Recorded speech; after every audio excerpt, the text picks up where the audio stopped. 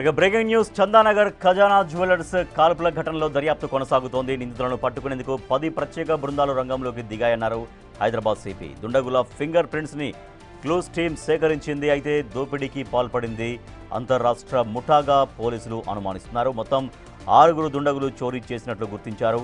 నిందితులు పోలీసుల అదుపులో ఉన్నట్లు సమాచారం. మహారాష్ట్ర కర్ణాటక బోర్డర్స్ దగ్గర పోలీసులు ప్రత్యేక నిఘా పెట్టారు.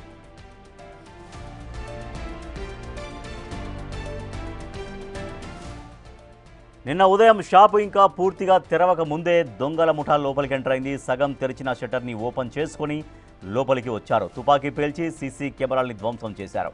ఆ తర్వాత ఖజానా జ్యువెలర్ సిబ్బంది అంతా మీటింగ్లో ఉండగా వారిని తుపాకీ చూపించి బెదిరించారు. లాకర్ కీ ఇవ్వమని అడిగారు. అయితే వాళ్ళు కీ ఇవ్వకపోవడంతో డిప్యూటీ మేనేజర్పై కాల్పులు జరిపారు. బంగారం దొరక్కపోవడంతో అక్కడ స్టాల్స్లో ఉన్న వెండి సామాన్లను తీసుకుని వెళ్లిపోయారు. అక్కడి నుంచి బైక్లో పారిపోయారు. పటాన్చెరు, జిన్నారం, బొంతపల్లి మీదుగా మేడ్చల్ వైపు పరారైనట్లు గుర్తించారు.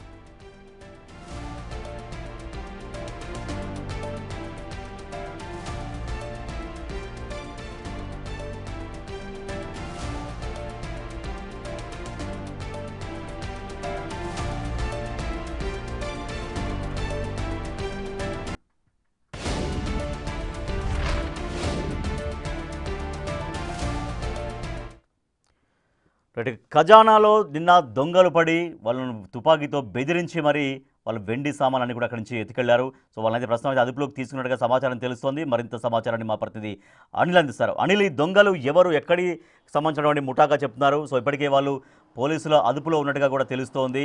సో ఇంకా గాలిస్తున్నారా? ఇంకా ఎవరెవరు దీని వెనకాల ఉన్నారు? సో అసలు ఎక్కడి ముఠాకు సంబంధించినటువంటి ఈ కేంద్రం ఎక్కడ ఉంది? ఈ ముఠాకు సంబంధించినటువంటి కేంద్రం అనే దానిపైన ఎట్లా నిఘా పెట్టారు పోలీసులు?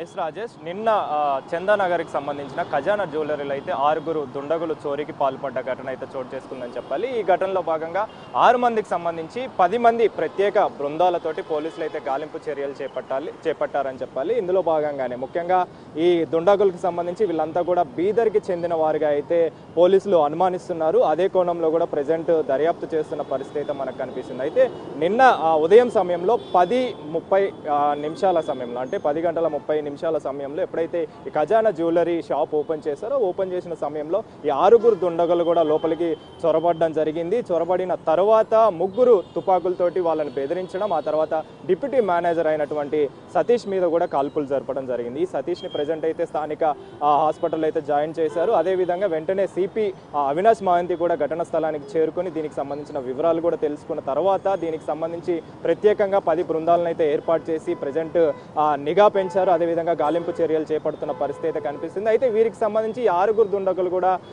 ఈ బీదర్కి చెందిన దుండగులుగా అయితే పోలీసులు అనుమానిస్తున్నారు. అదేవిధంగా ముఖ్యంగా నిన్న 10 కిలోల వెండి, అదేవిధంగా 1 గ్రాము బంగారు ఆభరణం కూడా చోరీ చేసినట్టుగా కూడా తెలుస్తుంది. అయితే వీళ్ళంతా కూడా పటాన్చెరువు, కృష్ణారెడ్డిపల్లి, జిన్నారం, బొంతపల్లి మార్గం వైపుగా మేడ్చల్ వైపు అయితే పరారైనట్టుగా కూడా తెలుస్తుంది. అయితే వీరిని పట్టుకోవడం కోసం ప్రజెంట్ ఇటు మహారాష్ట్ర కర్ణాటక బార్డర్లో కూడా పోలీసులను అయితే అప్రమత్తం చేశారు. అక్కడ చెకింగ్స్ అయితే జరుగుతున్న పరిస్థితి అయితే కనిపిస్తుంది. ప్రజెంట్ అయితే వారికి సంబంధించి గాలింపు చర్యలు అయితే చేపట్టారు. గాలింపు చర్యలు కొనసాగుతూనే ఉన్నాయి. దర్యాప్తు అయితే చేస్తున్నారు.